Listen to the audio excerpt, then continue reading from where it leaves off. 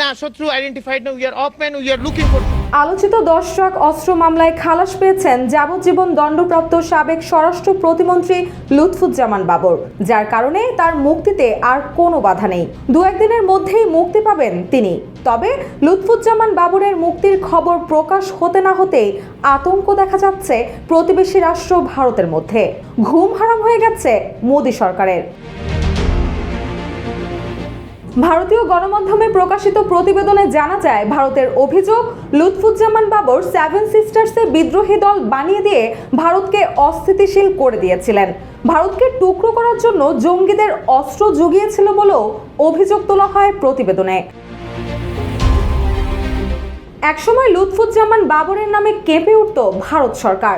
অভিযোগ রয়েছে 2004 সালে তিনি 10 ট্রাক ভর্তি অস্ত্র, গোলাবারুদ, রকেট লঞ্চার ভারতে পাঠাতে চেয়েছিলেন। ভারতের অরুণাচল প্রদেশ, আসাম, ত্রিপুরা, নাগাল্যান্ড, মণিপুর, মিজোরাম ও মেঘালয় মূল ভারত থেকে আলাদা হতে চেয়েছিল।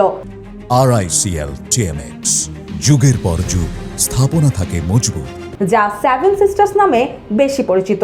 সে সময় থেকেই ভারতের জন্য আতঙ্ক বনে যান তিনি।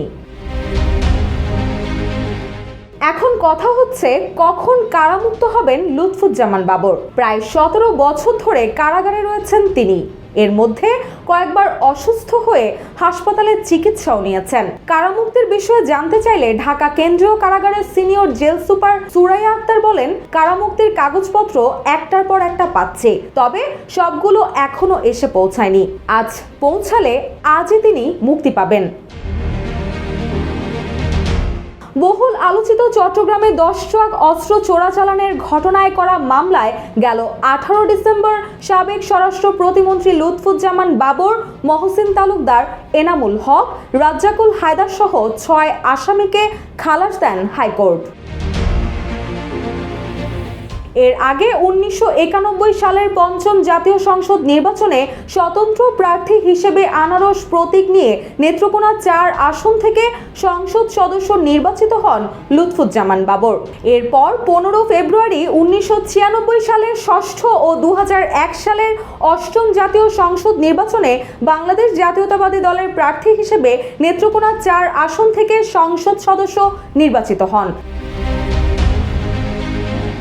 এরপর 2007 সালে সেনা সমর্থিত তত্ত্বাবধায়ক সরকারের আমলে গ্রেপ্তার হন লুৎফুজ্জামান বাবর। পরবর্তীতে আওয়ামী লীগ সরকারের সময় 21 আগস্ট গ্রেনেড হামলা ও চট্টগ্রামের 10 ট্রাক অস্ত্র মামলায় তার মৃত্যুদণ্ড হয়। রুশা সুর, জয় জয় দিন।